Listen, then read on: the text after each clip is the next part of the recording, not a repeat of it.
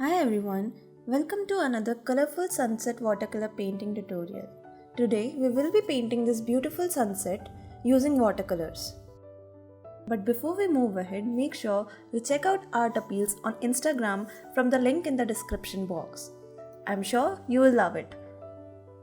Also, if you enjoy my painting tutorials, make sure you hit the subscribe button and stay connected. So let's begin.